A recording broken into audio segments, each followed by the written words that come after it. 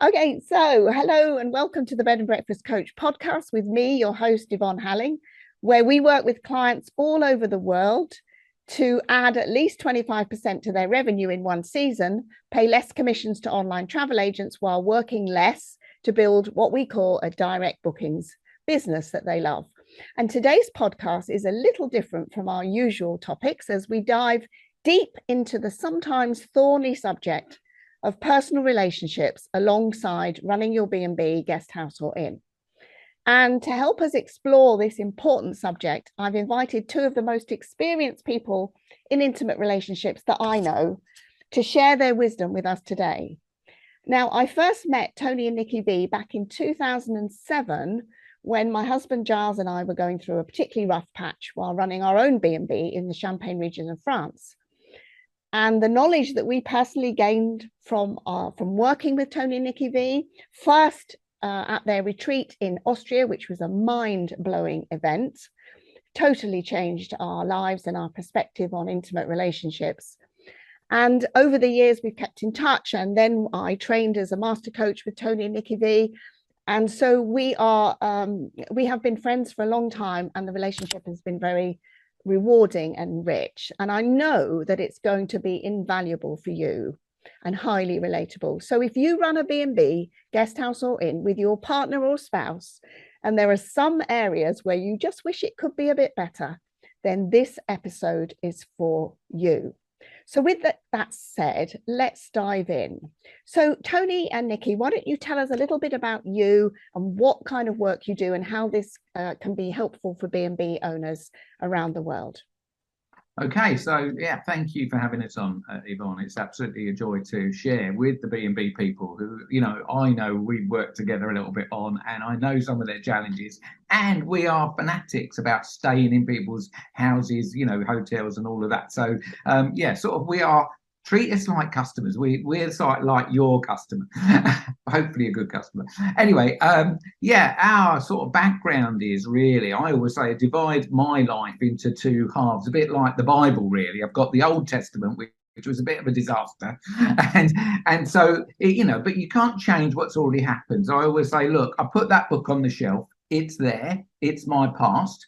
Obviously, when you've got a past, if it's still today challenges you, that needs healing. So we can't just throw the book in the bin. We've got to look at it and go, what part of me needs healing in that? And then I was very blessed to find personal development and spiritual development as well along the way. And that was some 20 odd years ago now. And that took me on a path of self-discovery to discover what I was doing, which is the important element here, because in my Old Testament, I'd have to put my hand up and go, did I think the problems in my life were caused by everybody else? And I'd have to say, yes. But when you really get into a bit of personal and spiritual development, you really start to realize, and it's a tough one, that really you are the common denominator in all your problems. Now, if you can take that on the chin like Mike Tyson, then you open up a world of possibility to have the most incredible life. And I think because obviously we work in business together, working as a couple in a business puts an extra strain, as you well know, Yvonne, on your relationship. So if your relationship's not firing on all cylinders and you're in business, and we get some of our wires crossed, then it's a minefield, or it can become a battle, a war even, So for me, we have learned this personally. We have to put our hands up individually and go, right, I need to sort me out. And if I sort me out, maybe I'll meet somebody else that's sorting themselves out. And that's sort of what happened for us. But, today, obviously, we help people in relationships. We have many couples clients. And so we know all their challenges very, very well.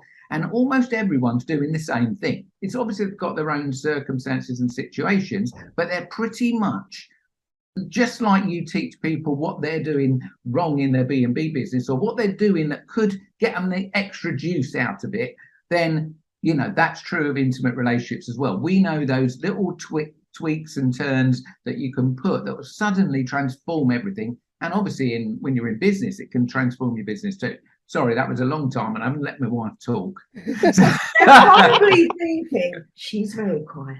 Yvonne, you know that the difficulty we have is we both have a very strong opinion on everything, which I know is, of course, a lot of what your listeners and watchers are going to be going through. So yes, hi, I'm Nicki V.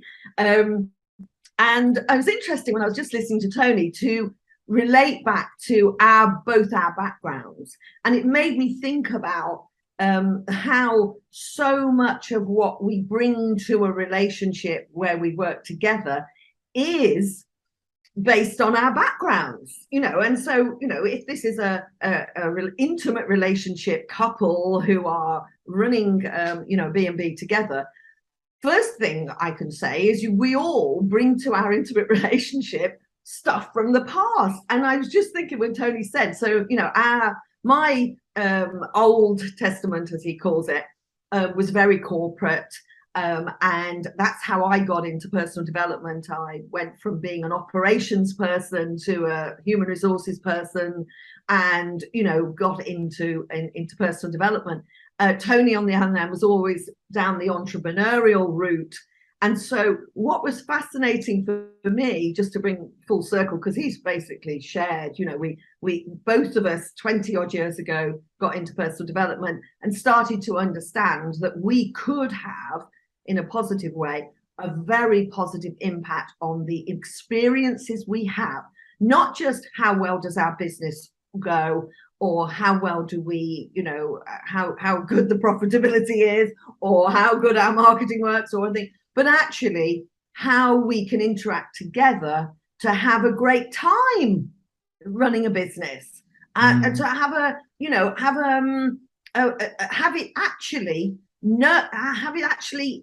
can't think of the word, make the business work even better because of us. I mean, how many times do you go into, we spend so much of our time traveling. As you know, we've semi-retired now, joke.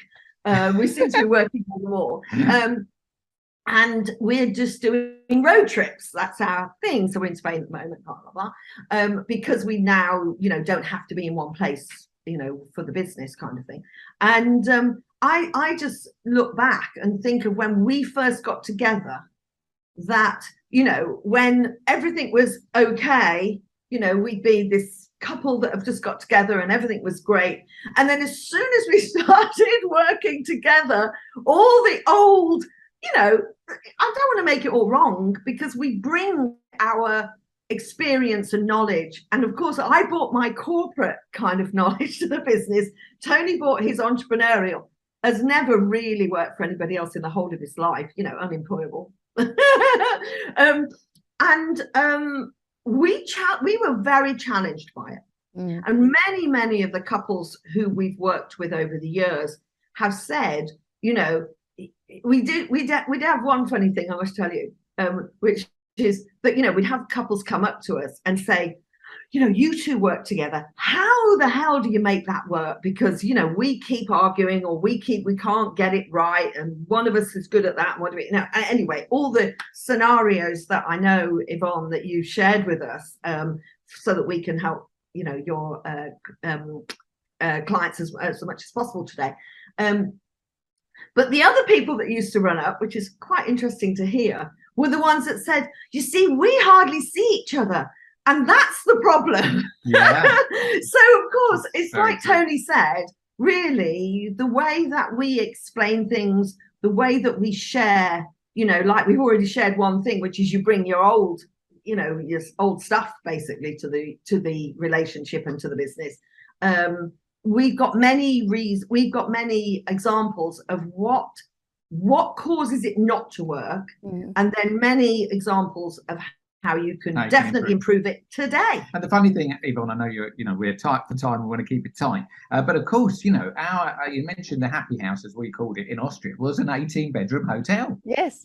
And imagine your bed and breakfast, and all your rooms filled up with people that have come specifically because they've got a relationship problem. That was 5 years of our life. Oh my God. it wasn't just your average guest, you know, with all of their issues, because we've all got issues, right? Yeah. They were actually coming for you to help solve their issues. So you had another layer. Yes. I never really looked at it like let's that. remember one thing: every single person that comes to your bed and breakfast is bringing their issues. Oh, of course. And so, like, you know, that's why how we handle complaints or how we handle things that people, you know, because we could write a book, let alone people who are listening. We should do it together. We should do it together. I mean, basically, human beings are walking around with their own Old Testament not on the shelf. Right. Right. They're still reading off it, right? Yes. And wondering why life isn't working. Anyway, that's brilliant. Thank you very much for that great introduction. I mean, there's so much that we could share here about your experiences in running a hotel in Austria and an intimate retreat center in Austria at the same time. And my experience from running a B&B and, you know, working with my husband, you working together. But let's just see what we can dig up from some examples here. So here's some scenarios that I have personally witnessed while working with clients around the world. I'm not going to mention any names, but if you can relate to this, you know, I'm sure that there'll be a lot of it would be very relatable. The first thing is, so they both run the business together, right?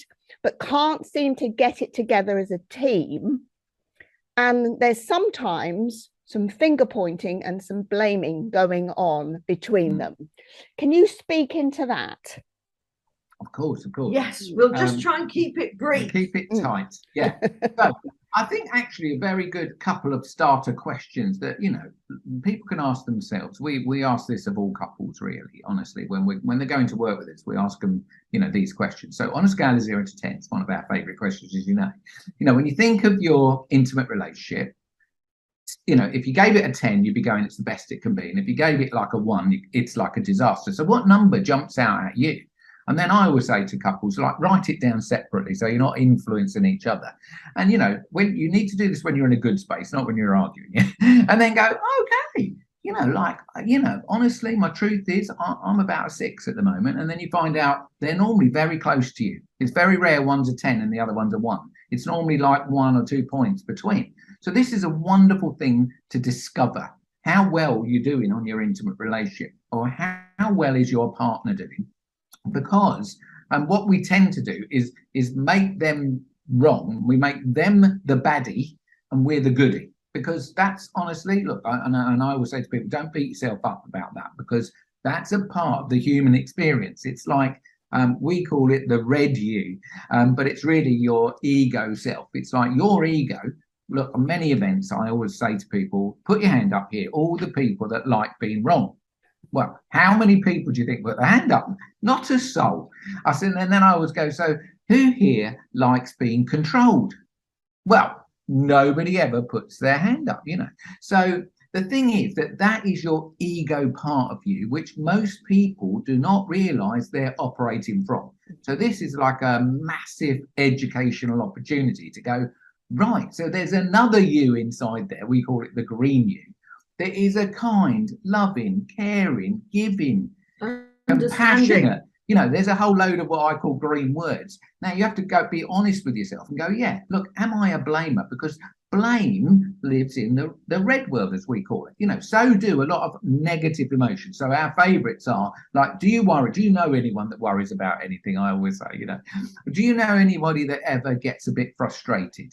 Do you know anybody that gets anxious or, you know, suffers from anxiety? Do you know people that get angry? You know, do you know people that get stressed?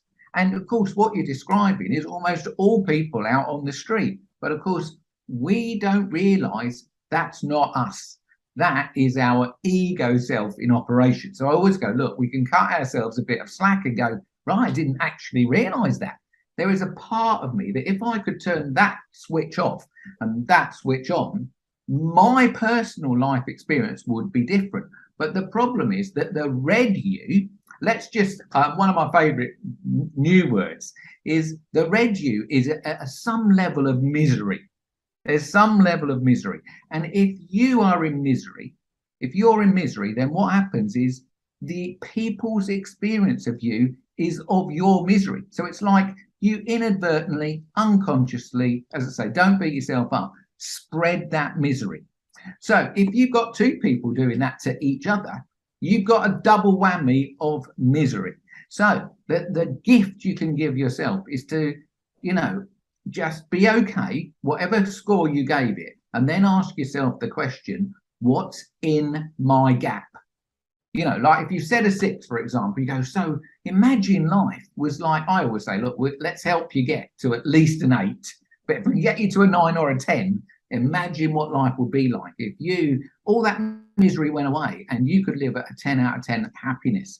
I mean, everything would be different. So, and yeah, just following on from that, if we ask people the question, what number you give your relationship, of course, many people are going to base that number on what they're not happy about their partner. And when we ask the person the question, what's in your gap? The answer would be, when people are honest, well, if only he or she would just change, everything would be okay. And we have so what Tony's really explaining is that it's a bit like the old saying, what you put out, you get back, right? So if you're not in a good place, albeit that it might feel like that I'm in a good place, it's just he or she is not in a good place, right? And they're doing stuff that I wouldn't be doing. I'll come back to that in a minute. When you're not aware that the state you're in is impacting your experience, you see, so many people, what the ego does is it looks outside of itself and it says, I'm unhappy because of that or that person. And so it's interesting because one of the things that we often say to people very early on is we go, I bet you're saying, if he was more like me or she was more like me, everything would be okay. If he was more like me, everything would be okay. But actually, that's not a good scenario, because if he was more like me in my not good state, as Tony says, the red state, the state of, doubt, worry, anxious, frustrated, angry, down, depressed, whatever you kind of call it. If he was more like that, which he likely is, I'm using he and she because it's easier. Then you've got a double whammy of not good state. And that's what we bring, sounds over, we've gone straight in there, typically, Yvonne, as you know us, straight in there to the worst scenario, which is why people are in pain in their relationships.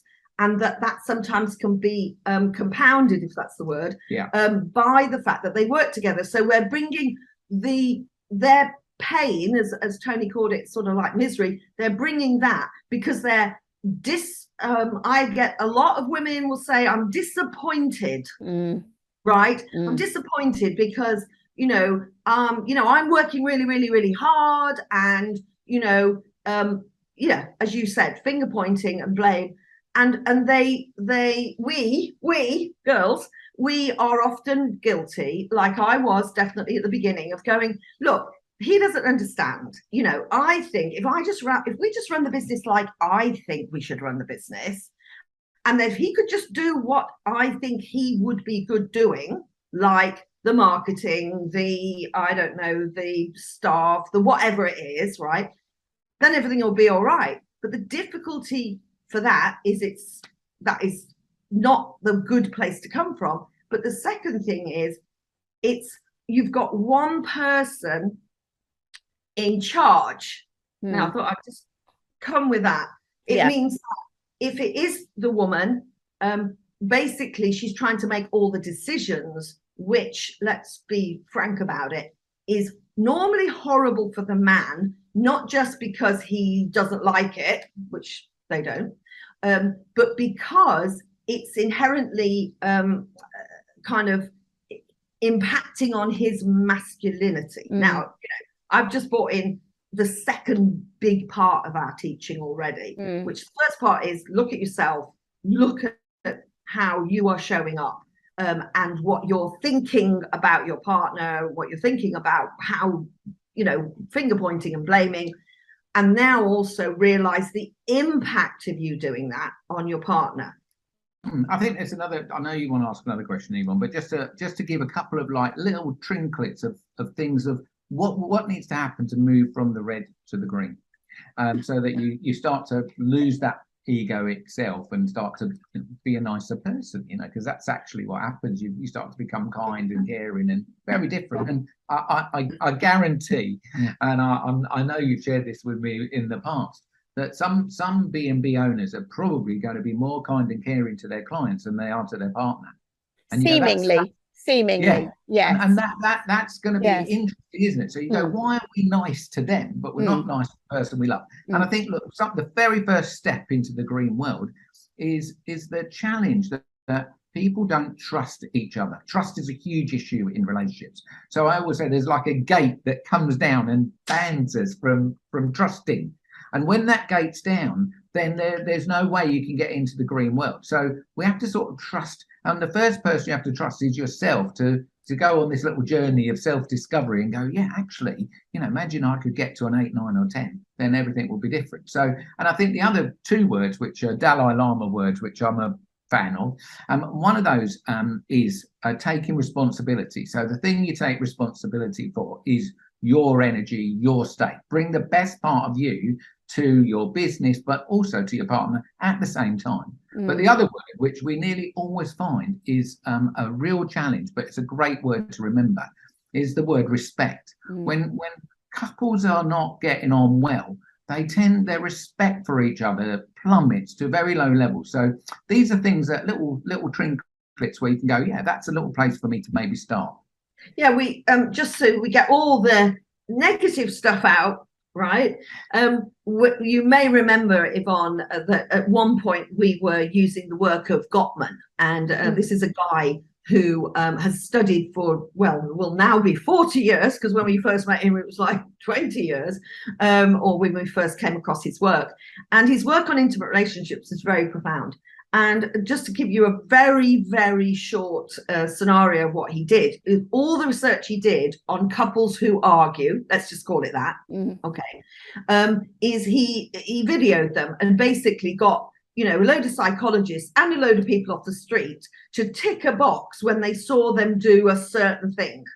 And I'll give you a few examples: to criticize the other person, to defend and justify yourself, to say things, or to get angry, or to get stonewalling. And he put all this list, and he had the people, not just the psychologists, but to tick them off.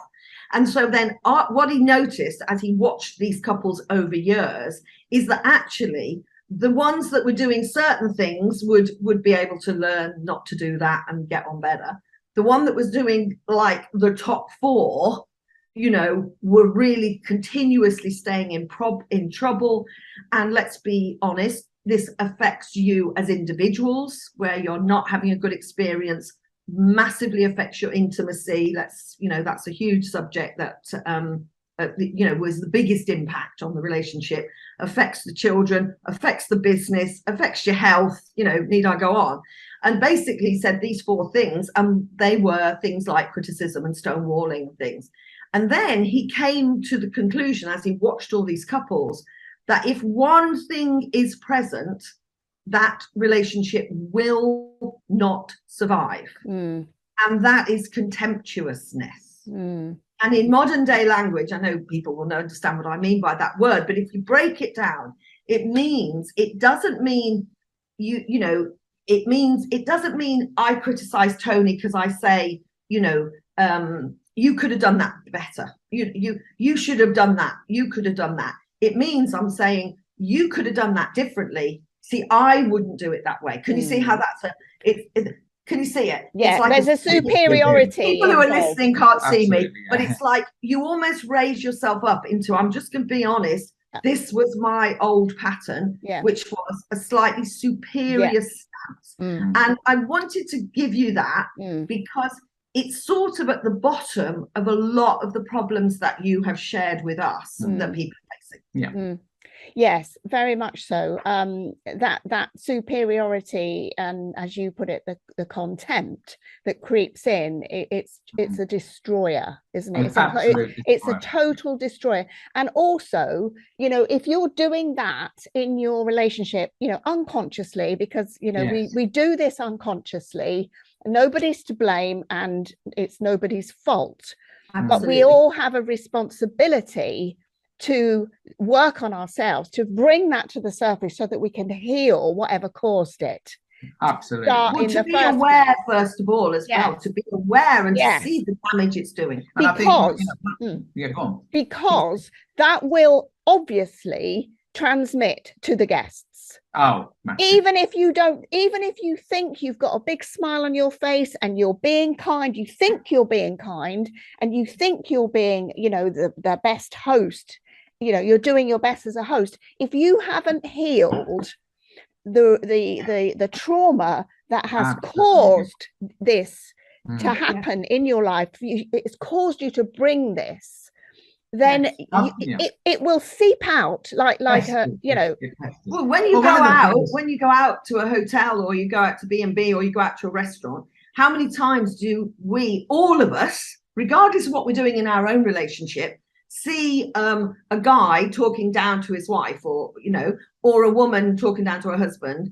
How often do we see that, and we kind of go, oh, that we can feel that is not the good. other thing is that, especially with B&Bs, is that you as the owners live normally in that house. You might have your own apartment or whatever, but actually, funny enough, when we took over the hotel, we had our own apartment. The previous owners had their own apartment, and we had the thing feng shuied. It's a bit out there, but anyway, there were two areas where the feng shui person, I don't know if you've ever seen someone do it, but it's very bizarre. They're having an internal experience, and this particular lady, she went around with a bit of a fork and like a pendulum, and then she burnt every time there was bad energy. It's like she's had a big glug of beer and then gone.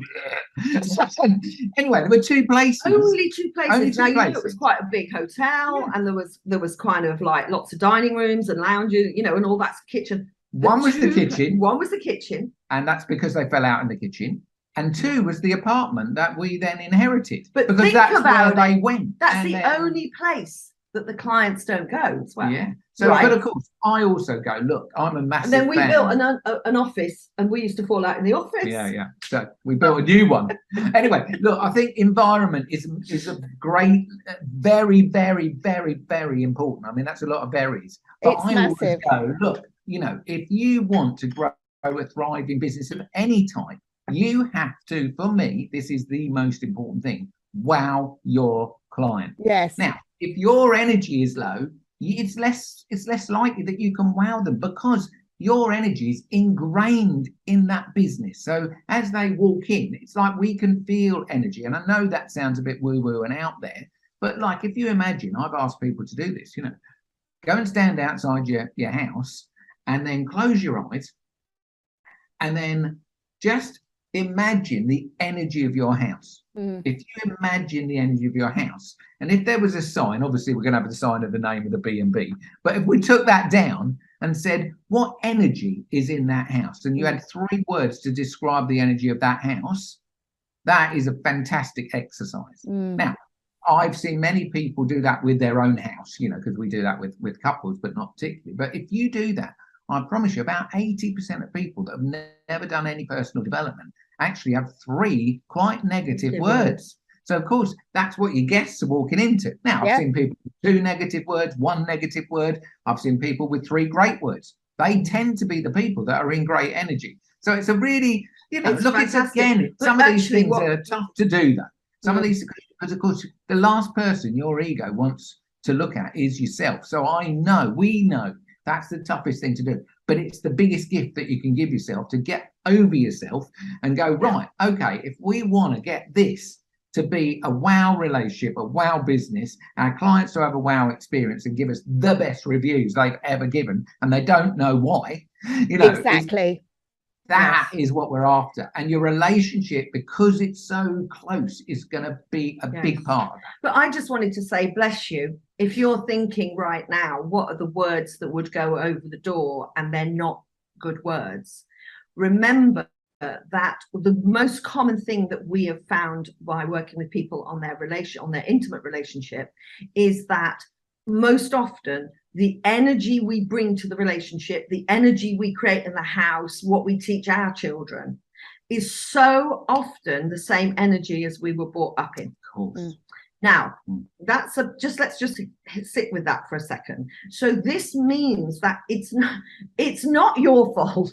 It's so we can't blame ourselves, because some people go from blaming their partner to blaming themselves. Oh, I'm a horrible person. I'm this, I'm that. No. All we're doing is completely unconsciously bringing to this present moment and this business and this relationship what we were unconsciously taught as children.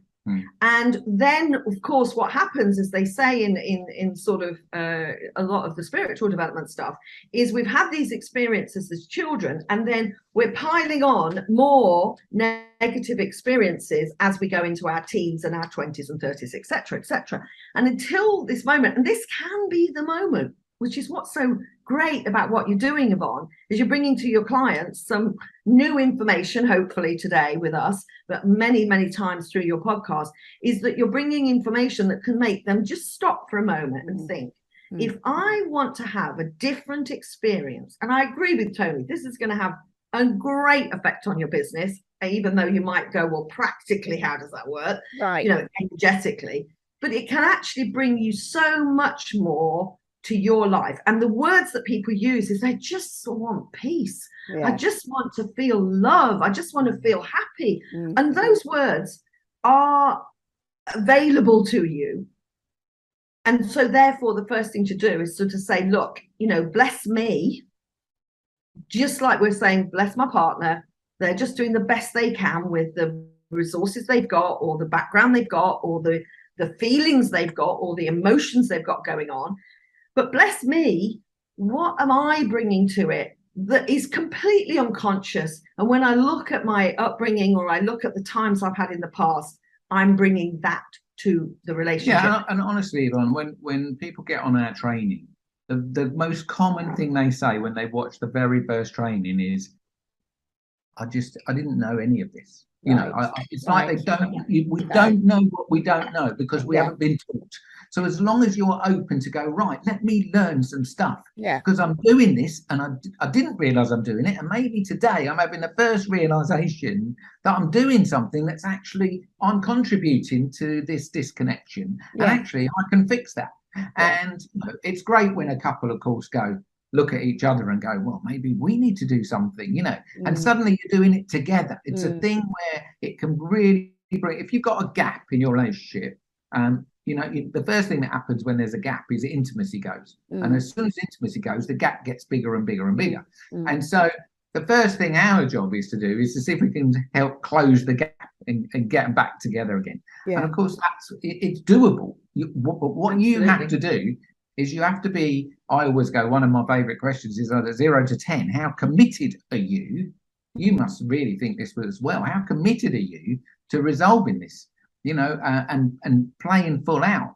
So, you know, if you're at a 10, we can help you. But if you're at like a 1 and I can't really be bothered, then you're unhelpable. So the only person, in fact, I heard a guy the other day say, look, if your partner's thirsty, you know, you can't drink the water for him. You know, you can't, you know, you want them. Look, this is the person we love, you know, but you want to try and give them a drink, wouldn't you? But they have to drink it. So we both have to take our own drink. They can't solve it. They can, if all they've been doing is telling us to be different. But actually what we both need to look at each other and say, why don't we make ourselves the best version of ourselves? Everyone's a winner then, you know. So for example, the thing you could do today is, if you're sitting listening to this podcast on your own, definitely not telling your partner, you should listen to this, but just say, I've listened to this, and what I've learned about me is something. And that you might find it useful. And then let them decide whether you know this, Yvonne, if you try and get your husband or your partner, you know, to do something because you're telling them it's a good idea for them. Yes. Whereas if you share what you've learned. So I'm trusting that we are very much explaining that it's you first. Yes. And then it's understanding your partner. Yes, it is very much so. And yes, I think, you know, women like me, right, and you, Nicki, I know, who are very assertive and quite dominant people, I know we're both the same on the practically the same on the DISC profiling system. The more you know about yourself, the better. The more you can explore yourself, the more peace you'll have, the more harmony you'll have, the more you can bring to the table, both for yourself, so your experience of your life improves dramatically, your experience with your partner improves dramatically, your experience with your business, you know, can improve dramatically, and then the experience with your guests will be completely transformational. I just want to say one thing about what you said, Tony. I want to pick up on that because I think it's really important, is that the guests have a wow experience of you when you go through this process. And of course, this is what we teach in our bed and breakfast B&B Magic business transformation program. It's not just about the practical tools, because this stuff is fundamental and foundational. And the one thing that you said, Tony, I just want to reiterate, is your guests will have a wow experience and they will be writing you rave reviews and they don't know why. I think that really stood out for me, Tony. So thank you for that nugget. They don't know why, but they had the experience. And if something's not quite right, they'll let it go. Yes. They will. That's very true. That was my experience in my B&B. It wasn't the prettiest house. It wasn't the, you know, it wasn't the chateau, shall we say, but I dedicated myself to improving myself. And that in itself improved my business. Well, that's why I think what you said is absolutely right. And the word that I always use is it's experiential. Yes. So it's that they are having an experience that's non-tangible. Yes. You know, it's not like, is there tea and coffee? But there was tea and coffee, but they didn't have the tea I liked, and there was no biscuits. It's not that tangible. Yes. You can help them build all those little things. You know, have they got a bathrobe? Have they got the right soap? You know, what are they getting for breakfast? All of these things are tangible. But I believe this intangible, experiential element has a huge effect on how people walk out. And I don't know, you probably quote this, and I don't know the actual numbers, so you might quote this, but if somebody's a super happy customer, there's something said that they go and tell X number of people. It's not as many as if they've had bad experience, they tell a lot more people. And they put it in the review, and they put it on social media, and they spread it around the world like a virus. Yes, they do. And you can't get rid of those things. No. You know, so, and that's your responsibility to make sure that your reviews are incredible. You know, that's it. So, anyway. Perfect. Okay, let's move on. That's brilliant. That is just so brilliant. They're writing great reviews and they don't know why. That is just so powerful. Okay, so the next thing is, what would you say to a couple where it's her dream to run a B&B and she's doing it on her own while he has another job externally? So they're not totally bought into, the pair of them are not totally on board. She's on board with her vision and her desire to, you know, open a B&B. And sometimes what I've seen is that she wants him in the B&B, but he's not ready to give up his external job through fear or through financial or whatever, or for even for his own personal, you know, respect. And maybe he sees himself disappearing if he doesn't have the external job. There's all kinds of things at play here. What would you say to that scenario? Well, a couple of things. I'm going to dive in with two things that jump out at me, you know, just living in the moment, and I just go, right, two things jumped out at me. Firstly, when you have a separate vision, then what happens for me is you run the risk of becoming two people sharing a house with different ideas in life. So visioning is something we are, you know, famous for. No, famous is the wrong word, but something that we include in our program, because it's so important that you create. We funnily use the word. We've got to create an us. So what does this us look like? If the us has got a you and me and they're separate, then you go into struggle. In fact, it is a bit cheesy, but we've got like we call it the V relationship strategy. Yeah. Okay. Because the V is very, it's very pronounced. So I go, look, when it's not working, you've got the man at the top of the V this side and the woman that side, and there's this big gap in between. Now, the thing that you need to do to get to the bottom where we're back in connection and having magic is, firstly, which we've covered very well, is to understand about yourself. Once you know about yourself, you go to step 2. So step 1, learn about yourself. Step 2, learn about the other person. Now, the challenge is when it's men, women, is of course a man's vision, or as he looks out at the world. I always say, funny enough, I've got blue glasses. Yeah, he sees the world through blue glasses. Yeah, so he goes. Look, can't you see? Can't you see that is blue? It's blue. She goes, no, it's not. It's pink. It's pink because she's got pink glasses on. Right. So what we have to do is men have to learn pink language.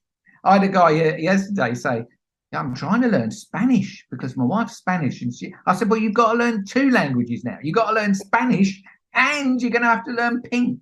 Because if you can understand her world by understanding the way she speaks. Look, women are primarily emotional creatures, primarily. And we've had a good dose in the modern world, of course, of left brain logic, because that's the way the school system works and the way business works, But women underneath, they're an emotional creature, and men don't understand that. And men, we have to learn that we are much more logical, and under no circumstances can you ever fix an emotional problem with logic. Wow. And that's what they do. They all try it. They go, oh, my woman's crying. Men cry inside. They don't cry, get the odd man have a bit of a tear. But most men are crying deep inside them, going, I don't know what to do. And they see their woman crying, and then they try and stop her crying with a load of logic. Yeah, but if we just did this and we just did this, it'll all be fine. Promise you that's not going to work. Yeah. So men have to learn pink language and women have to understand blue language. So when you do that, you are, at least if you get the first, this is our second training. It's a very big piece of training. But when you do that, you're then ready to create an us. Because what it gives you, and I think I don't know, but I'm guessing that in B&Bs, there's a lot of jobs. Yes. A lot of jobs. Yes. And so some of those jobs will have a more masculine element, and some will have a more feminine element. Yes. Now, I know that's a bit, but look, if we've got crossover in the jobs, and you do it's so much better if you've got an us where you've got clearly these are the things you're good at, clearly these are the things you're good at, and you take massive responsibility for your state and then those jobs, and that helps you create an us. We work as a team, as opposed to when a couple's not working well. We're a bit of football fans, so what we often see is, or often say to clients is, look, at the moment you're playing a game of football, but you're on opposing teams, and you're both trying to score goals against each other. Our job as relationship coaches is to get you to realize we're on the same team and we're trying to score goals at the same end. I always say, we come on, I'm your manager, Nicki's your trainer. If you get injured, she'll run on with a sponge and rub you down. And it's just a bit of a fun analogy, but it's true. If you really think about it, are your B&B owners, are we on opposing teams, trying to have it our way, and do any of our jobs overlap? In which case, we're not really a team. We're not like a Manchester City or a Liverpool, are we? We're going to be in the 4th division or worse. We're going to be doing the best we can without realising what it takes to be in the Premier League. And this is what it takes: self-awareness, and good look at yourself, and understanding that this person is not like you for so many reasons, but fundamentally as a woman, Nicki is not like me and I'm not like her. So if we can understand each other's worlds, it's a massive change. So that was a bit of a long answer, but hopefully that helped. Yes, and I just want to say the nugget that came through for me there, it was brilliant. Thanks, Tony. The nugget that came through for me there is to have the shared vision. And so often I find when clients come to me and, they're often working with their spouse or partner, because it's that type of business. Yes. or as I just said, she's in the business, it's her dream, but it's not his. But they haven't actually shared that with each other. No, they haven't shared it with each other. They're doing their own thing. They're doing their own thing. They're running on parallel lines, and there isn't the us at the bottom. I'm doing the bottom of the V here, bottom of the V, because there isn't the shared vision where they haven't actually looked at what do we want our life to be like. Absolutely. First, before shall we run a B&B? Yeah. Right. Yes. Because sorry, I was going to say, if in taking that scenario that you've shared and what Tony's saying, just to stretch that out a little bit, is that the vision, whether you are starting out or whether you are well into the business, to have a vision that is respectful. Remember that word that Tony shared earlier, that's respectful of each other's choices. So she might be, her vision is to have this fabulous little, little or big bed and breakfast, and his vision at the moment is to stay in his role in a job or whatever. Then you can still create an us that's respectful of each other's. Now, the added bit that I want to share, which is really just an example to underpin what Tony said, is when we first got together, I had a corporate coaching business. And actually Tony was working with entrepreneurs, but he was writing books and things like that. And we were out one day and we're walking along the river, and we've sat at a little pub, and all of a sudden my phone is gone, and I'm on the phone for about 20 minutes negotiating some sort of change of fee, and just having a chat with somebody that I'm paying commission to, the kind of thing. And I could almost like feel this kind of this doesn't, like I feel like separate. Right. And I'm not meaning poor him, or I'm not even meaning he was in a bad space. It just felt like we were having this great day together, talking about our future. And all of a sudden, I've got my thing. And we came off the phone. And because we were obviously teaching intimate relationships, we started to take it apart a bit. Right. And I said, actually, which is a little bit what you said before, I said, look, I'm, loving this business. I was thinking until I met you that would be my business forever. I'd just do it myself, kind of thing. And, but actually, this feels like I'm a single woman. Yeah. Right. Yeah. Well, I'm feeling like I'm responsible for the income and all that, which brought out a certain energy in me, which as a woman, not to go into too far detail, but just to go, that isn't so natural to us, the hunter provider kind of role. But anyway, I was in that mode, and I thought, but if I want to be in this relationship, I'd like to have Tony in some way involved.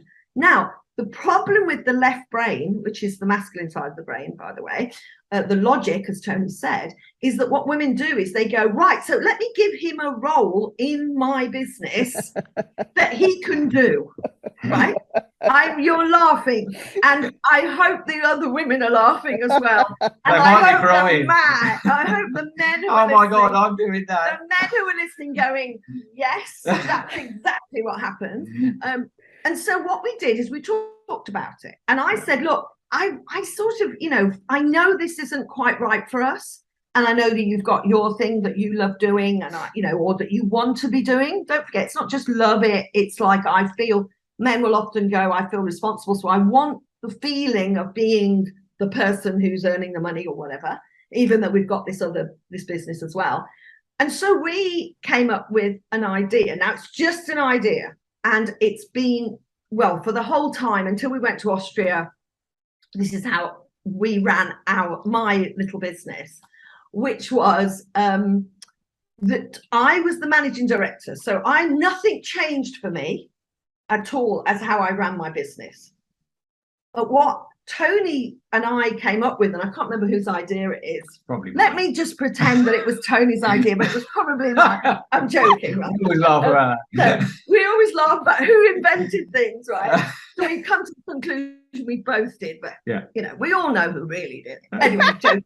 But Tony would be the chairman Right. Now, in corporate world, in large corporate world, you have what they call the operating executives, and that's the board.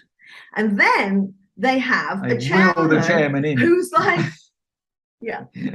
who's like he's always a non-exec. He doesn't work in the business. He's just like the wise man. Now, some of the women will be going, my husband does not fit the wise man. No, I compare it. Well, all I can say is there was something recently came out which said, and it was a joke on Facebook. I know what it was. It was, do women ever think quietly to themselves, actually, he's got a lot of wisdom, but I'm actually not hearing it because I'm not asking for any help, kind of thing.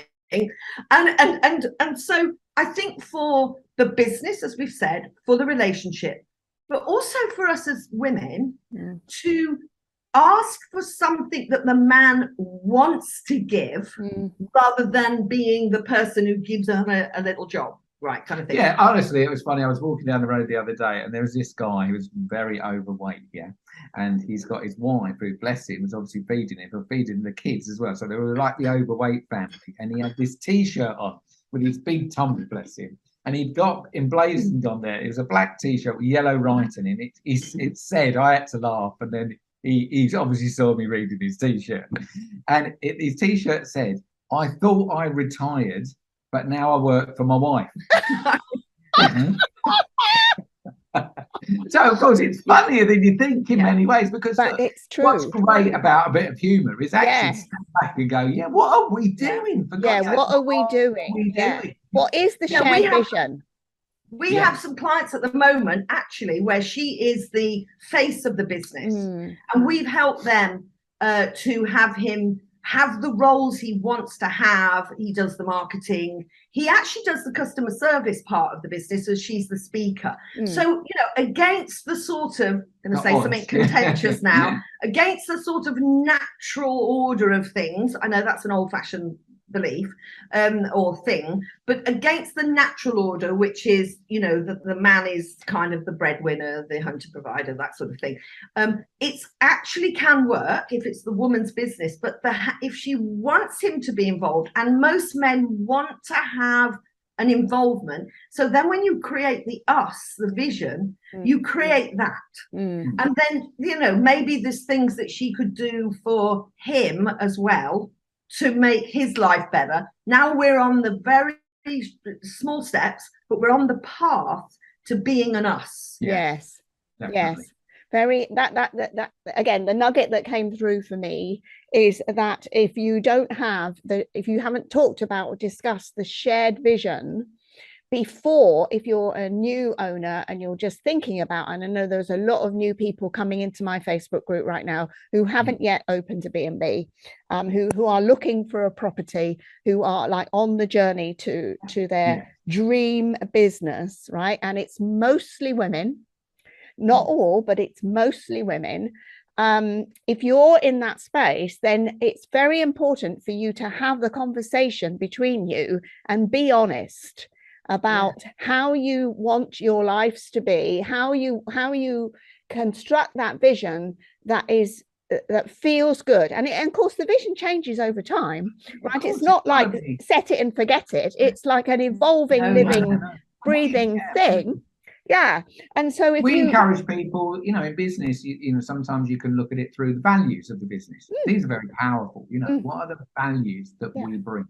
We have that emblazoned all on our walls, and that really works well as well. People go, well, I buy into that, and if we both bought into that, so there's lots of ways of doing it, but I honestly think it's probably a missing ingredient in the cake, and know what it's like if you leave an important ingredient out, it never tastes or comes out the oven quite right. It's just not quite right, and you don't know why, right? No. But there isn't that foundational vision.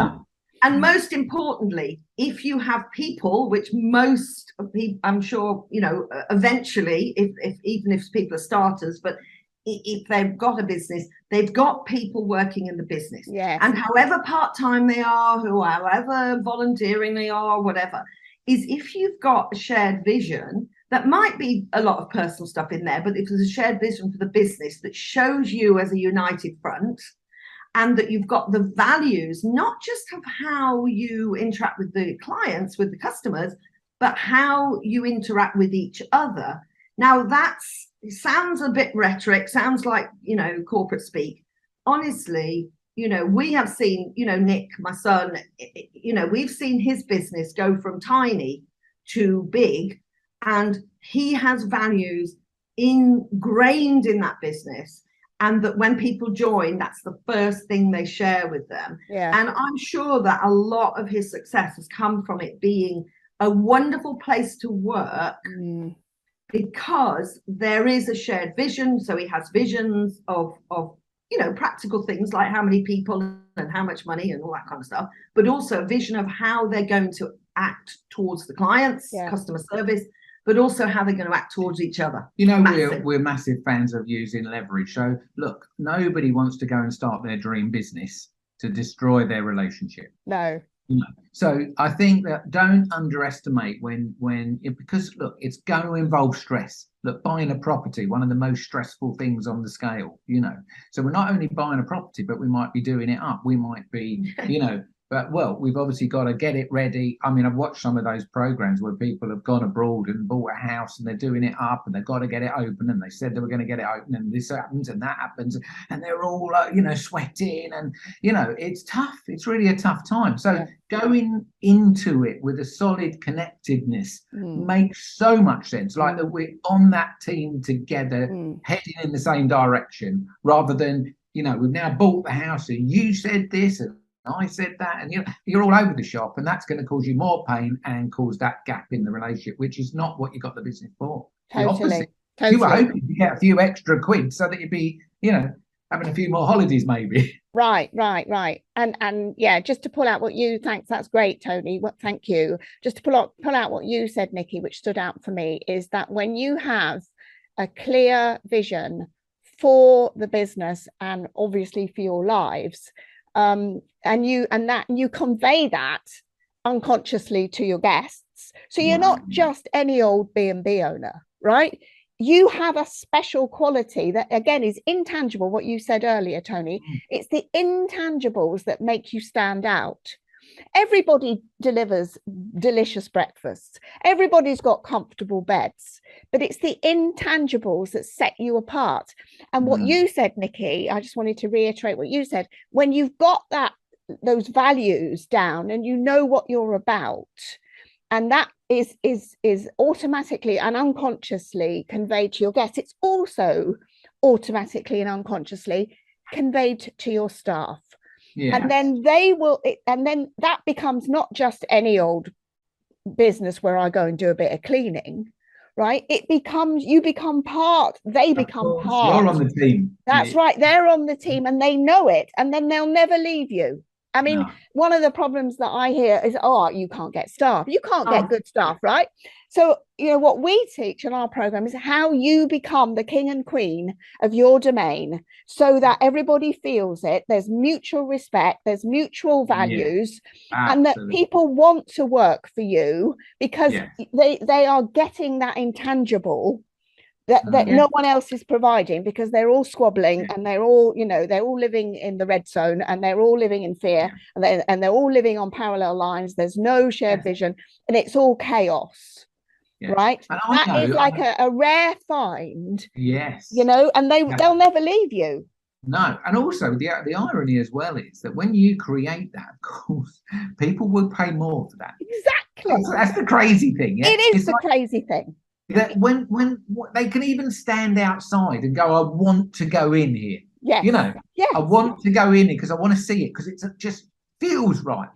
So that feeling not only is inside the building, it sort of emanates outside. It's on your adverts. It's on wherever. It's on your website. It permeates through everything. Just as the negative stuff permeates through everything as well. The energy is so true.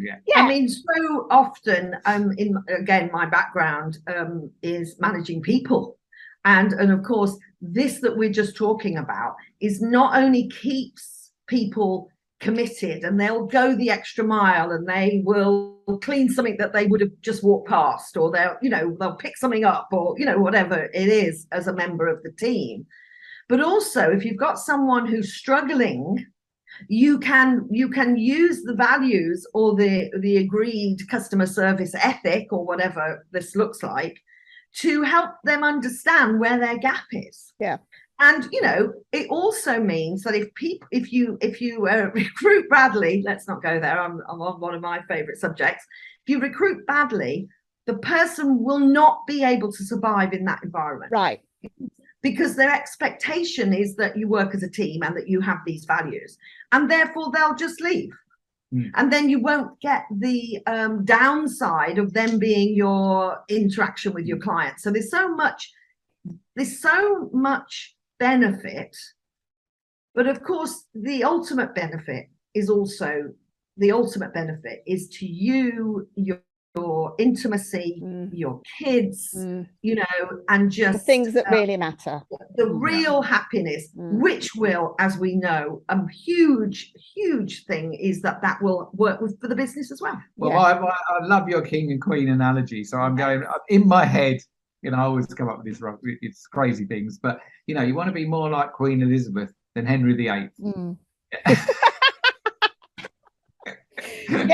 Yes, that's a very good analogy. All right, so we've got just a few minutes left.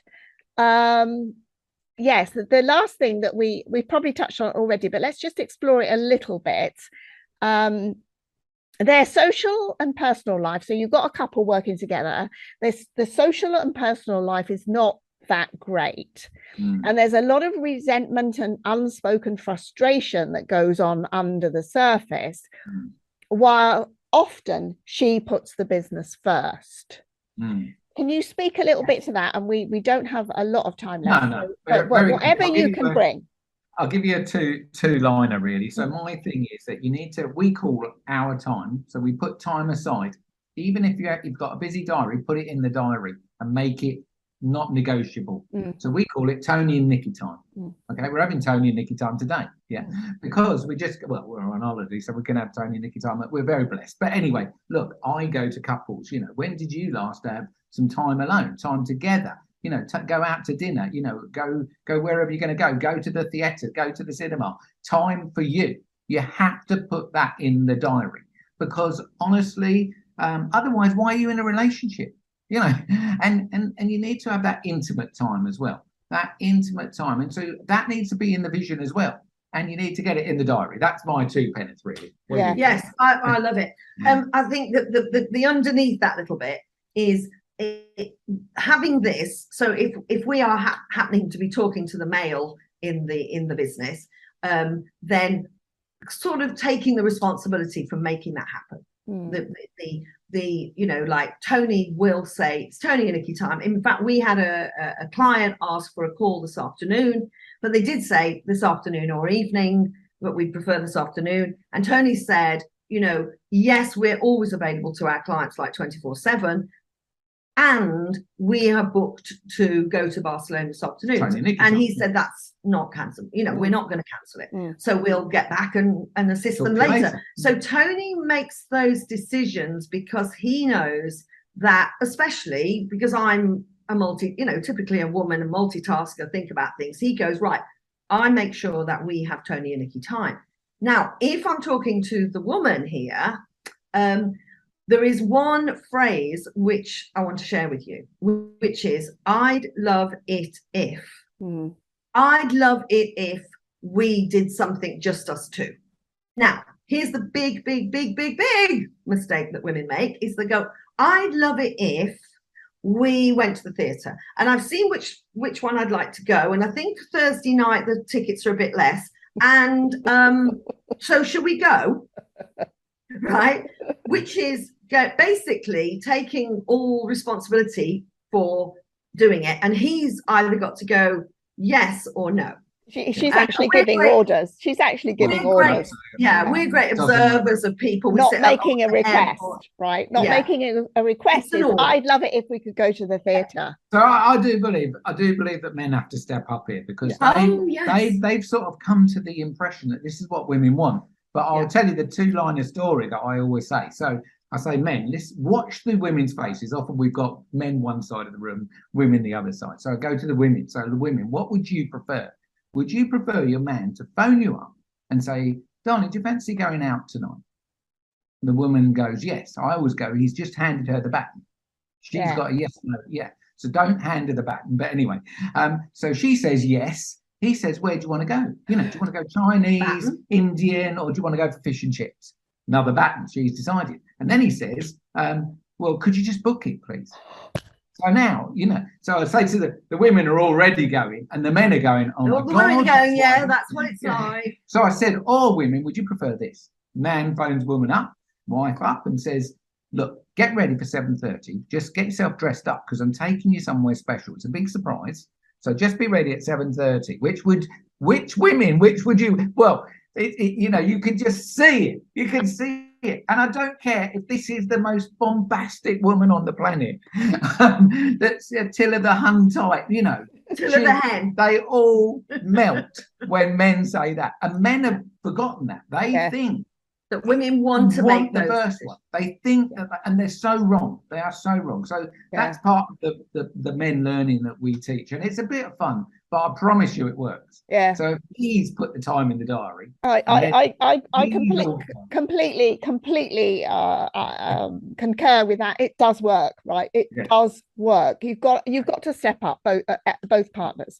Yes. This has been brilliant. This conversation has been fantastic, guys. Thank you so much for spending time with me today, and I hope that the listeners and viewers have got some nuggets to take away. Yes. And some of this might be a little bit triggering, you know, especially when we talk about male and female. And this isn't to say, you know, we're not talking about, you know, same-sex couples and that. It's the same dynamic, right? In a different way, but it's the same dynamic. You've got to have the masculine and the feminine energy balanced. The yin and the yang, you know. You've got to have the yin and the yang. They sit together. They work as a team. They do, and there's a little bit of yang in the yin, and there's a little bit of yin in the yang. Absolutely. Yeah, and you've got to have that, and you've got to have that working together in order for your not only your business to work, but your personal intimate relationship. Absolutely. Okay, where can people get in touch with you if they want more of Tony Nicki V, and who wouldn't? So where can we find you? Well, it's dead simple. Honestly, it's dead simple. It's just have to go to tonyandnickiv.com. So it is Tony, Tony, and A-N-D. Nicki is Nicki, and then V, which is our name, VEE.com. So it's a bit of a mouthful, but type that in. You will come to our site, and on there's what we call the relationship store. So there's lots of freebies in there. Some very, very, very good freebies where you start to go, well, you start to have those realizations of what you're doing that's not working, that need a little bit of attention. Like the top 10 things that go wrong, the 7 big mistakes. Yes, all of those sorts of things. Lots There's a thing called the love zone, which is one of my zone are you in? Which zone are you in? You know, because once you know that, you can do something about it. So yeah, go on there. There's lots of stuff. The way to really we work with people, I'll start to. If you feel challenged right now, there's a button there that says book your first session. And we have a fee for that. It's £75. So it's not like a big bucks or anything, you know, but it's to see it's a sort of hour bit and a bit session where we, you know, have a frank, we do this, the 4 of us. Yeah. We sit down and it's private, confidential, and we have a good chat of where you are. And then we work out whether we are the right people to help, because, you know, maybe sometimes we're not a great fit. I don't think we've ever really found that, but you know, look, we will tell you from where you are. We'll recommend which of our programs is the best one to start getting you all on the same page. And as you said, down to the bottom of that V. Brilliant, guys. I'll put a link to your website underneath this recording. And so just want to say a huge thank you. It's lovely to see you. And thank you for having us on. You're very welcome. Very appreciated. All right. Bye for now. We'll talk to you again. Bye for now. Okay, bye.